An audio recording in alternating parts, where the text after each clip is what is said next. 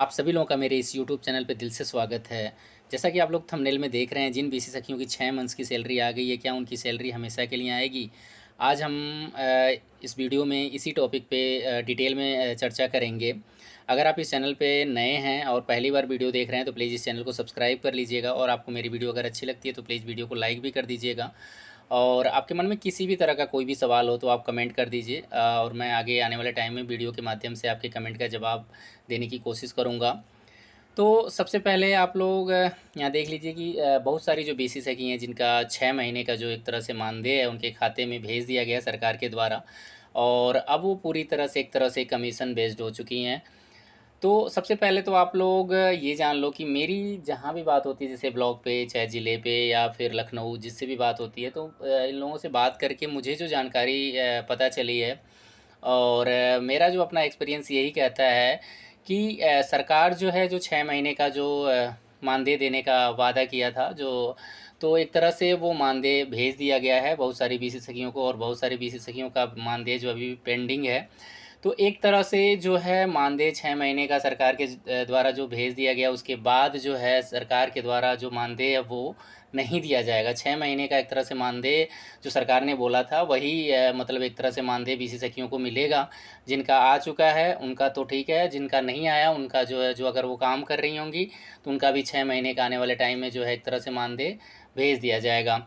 तो आगे आने वाले टाइम में क्या होगा? अब देखो कि सबसे बड़ी दिक्कत ये आ रही है कि अगर बीसी सखी 6 महीने का मानदेय आ चुका है और आगे वो कंटिन्यू अगर काम कर रही हैं, तो जो बीसी सखी पेमेंट बैंकों के साथ एक तरह से जुड़ी हुई हैं, तो कमीशन तो आप लोग सब लोग देख रहे हैं ना के बराबर है। एक तरह से जो बीसी सखी को कमीशन मिलना चाहिए 0.25% के करीब मिलना चाहिए ट्रांजैक्शन वैल्यू का, लेकिन उसकी जगह पे क्या मिलता है इनको 0.1 से लेके 0.15 के बीच में मिलता है, वो भी मैक्सिमम देखा जाए तो 8 रुपये। अगर वो कॉमर्शियल बैंक अगर रहता तो मैक्सिमम 20 रुपीज़ के करीब भी मिलता है, जैसा कि आप लोग बैंक ऑफ बड़ौदा के केस में देखते हैं कि उससे जो जो जुड़ी हुई जो बीसी सखी हैं, मैक्सिमम वो कमीशन उनको मिलता है। तो पेमेंट बैंकों के साथ एक दिक्कत है, सरकार ने पेमेंट बैंकों के साथ एक तरह से बीसी सखी योजना को जोड़ के मुझे लगता है कि सबसे बड़ी गलती की है।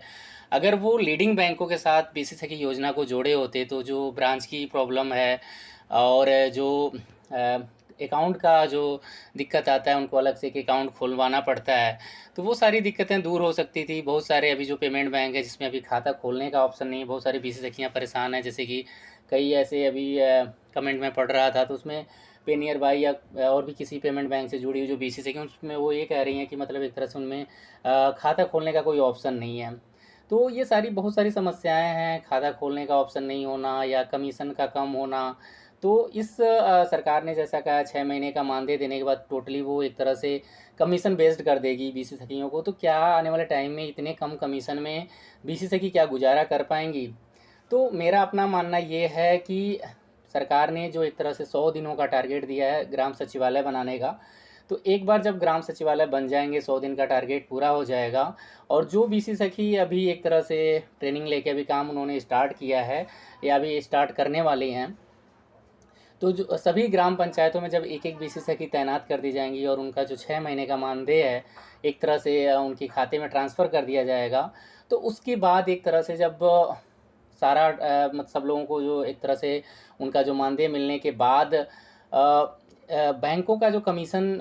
रेट है, उस वो एक तरह से सारे बीसी से कि एक तरह से उसके खिलाफ जो है आवाज़ उठाएंगी, क्योंकि उनकी इनकम होगी नहीं। तो सरकार के ऊपर भी प्रेशर बनेगा, और सरकार फिर उसके बाद मुझे लगता है कि शायद ये पेमेंट बैंक अपने जो कमीशन में और जो सर्विसेज हैं, जो भी इन्होंने रोक लगा रखी है अकाउंट खोलने, डिपॉजिट या और भी जो भी दिक्कतें हैं, इसमें जो कमीशन कम से कम देने का जो इनका स्कीम है, जो ये लोग बैठ के पेमेंट बैंकों में कम से कम इस अपना कमीशन देने का जो स्कीम बनाते रहते हैं, उन सब चीज़ों में मुझे लगता है कि आने वाले टाइम में सुधार होगा। और जो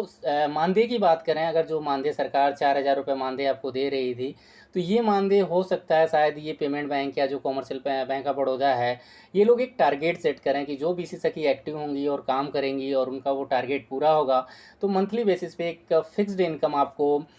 कमीशन के रूप में आपका जो सैलरी समझ लो, मानदेय समझ लो या कमीशन समझ लो, तो एक तरह से वो फिक्स्ड इनकम होगी मंथली। आपको आपके खाते में एक टारगेट पूरा करने पे आपको हो सकता है शायद मानदेय के रूप में आपके खाते में भेजी जाए, और जो आपके ट्रांजैक्शन पे जो कमीशन मिल रहा है उसमें भी कुछ इम्प्रूवमेंट की जाएगी और उसको बढ़ाने की कोशिश की जाएगी, ताकि आपका जो इनकम है वो अच्छा हो सके। तो यही होने वाला है आने वाले टाइम में। देखिए क्या सरकार करती है और क्या होता है। अभी भी आप लोगों को जिनका मानदेय आ चुका है, तो 2-3 महीने अभी भी आपको वेट करना पड़ेगा, सरकार इसमें क्या सुधार करती है। क्योंकि अभी भी देखा जाए तो ये पेमेंट बैंक जो है ये सुनने वाले नहीं हैं। ये अपना जो है मनमानी कमीशन को लेके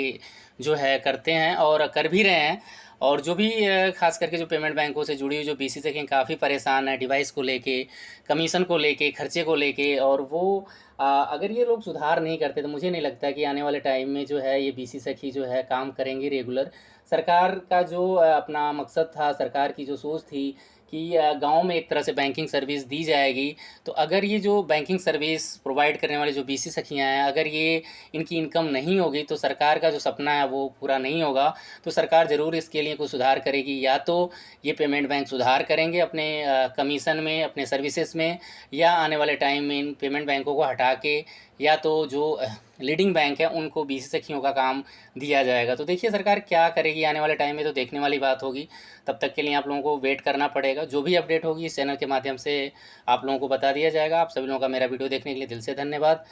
मिलते हैं अगले वीडियो में।